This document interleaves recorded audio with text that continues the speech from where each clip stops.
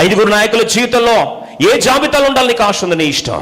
ఫరో తన పోస్ట్పోన్ చేశాడు. How long, ఎంతకాలం అనే ప్రశ్నకి పోస్ట్పోన్ చేస్తే ఒక్కసారి కుప్పగూలిపోయే పరిస్థితికి వచ్చింది. ధనిక రాజ్యం కాస్త దరిద్రమైన రాజ్యంగా మారింది. రెండో వ్యక్తిగా హేరోదు 3 అవకాశాలు దేవుడు ముచ్చటగా ఇస్తూ వచ్చాడు. మనస్సాక్షిని సరిచేసిన ఇష్టపడి, ఈ రాత్రి నీ మనస్సాక్షి గద్దించబడుతుందా? ఈ రాత్రి మనస్సాక్షిని గద్దిస్తున్నట్లయితే ప్రభు సన్నిధిలో పశ్చాత్తాపడానికి ఇష్టపడు. ప్రభు జ్ఞాపకం చేస్తున్నాడు, యేసు ప్రభు రక్తము ప్రతి పాపము నుండి నిన్ను కడిగి శుద్ధిగా చేస్తుంది. నీ భారమంతా తేలికైపోయి వెళ్ళిపోతావు. నీ మనస్సాక్షి నిర్మలమై వెళ్తావు, సంతోషంతో వెళ్తావు.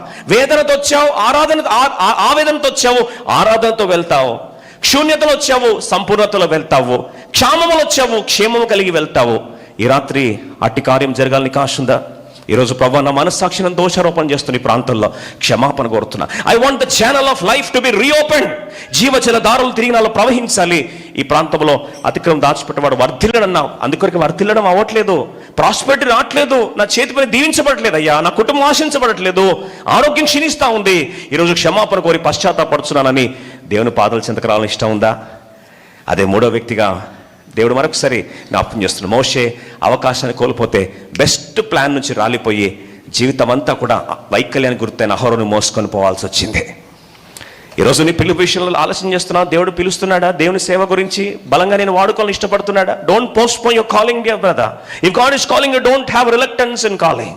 4వదిగా నినివే రాజు తగ్గించుకొని రాజ్యం 1,00,000 మంది మారుమనసు పొందడానికి కారకుడయ్యాడు. ఎక్కడ ఫరో రాజు నష్టపోయాడో, ఎక్కడ నినివే రాజు దేశాన్ని బాగు చేసుకున్నాడు. నీ కుటుంబం బాగవుతుంది. ఆఖరిగా పనికి రాకుండా దేవుని చిత్తంలో రాలిపోతున్న ఆ నినివే, ఆ యొక్క యోన నేనే, ఐ యామ్ ద రీజన్ ఒప్పుకుంటున్నా అన్నాడు. భవిష్యత్తు, అద్భుతమైన భవిష్యత్తుని దేవుడు ఆయన కొరకు సిద్ధపరిచాడు. నీ భవిష్యత్తు గురించి ఆలోచించాల్సిన అవసరం లే. దేవునికి ప్రణాళిక ఉంది. నీ భవిష్యత్తును మార్చగలడు, నీ జీవిత పరిస్థితులు మార్చగలడు, నీ భవిష్యత్తును తిరిగి దేవుడు రాయగలడు. ఈ రాత్రి అదే శుభవార్త. కానీ ఒప్పుకోవడానికి ఇష్టం ఉంటే, విశ్వాసంతో నీ జీవితం ఆయన చేతికి అప్పగించడానికి ఇష్టం ఉంటే, ఘనమైన పాత్రగా దేవుడు మలుచుకొని వాడుకోవాలని ఇష్టపడుతున్నాడు. ఈ రాత్రి పశ్చాత్తాపంతో ప్రార్థనతో, అయ్యా నన్ను ఒక్కసారి క్షమించయ్యా. ఈ రాత్రి అయ్యా యేసు నువ్వు రక్షకుడు నమ్ముతున్నాను, ఒక్కసారి నా పాపం నీ రక్తం చేత కడిగి శుద్ధీకరించయ్యా.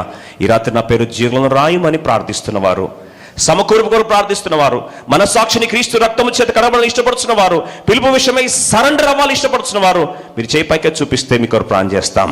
ఈ రాత్రి యథార్థముగా నీకు దేవునికి మధ్యలో జరగాల్సిన ప్రతిష్ట ప్రార్థన. It's a dedication prayer for salvation, for revival, for restoration, for calling. ఏ తీర్మానం తీసుకుంటే ఈ వాక్యం ప్రకారము ఆ తీర్మానం యథార్థంగా మా కొరకు ప్రార్థించిన వాళ్ళు సంఘ ప్రార్థన ఎదుట పాతాళపు ద్వారములు నిలువనేరవని దేవుడు జ్ఞాపకం చేశాడు. అట్టి కృప కావాలని ప్రార్థిస్తున్న వారు మీరు చేయి పైకి చూపిస్తే మీకు ప్రార్థిస్తాం.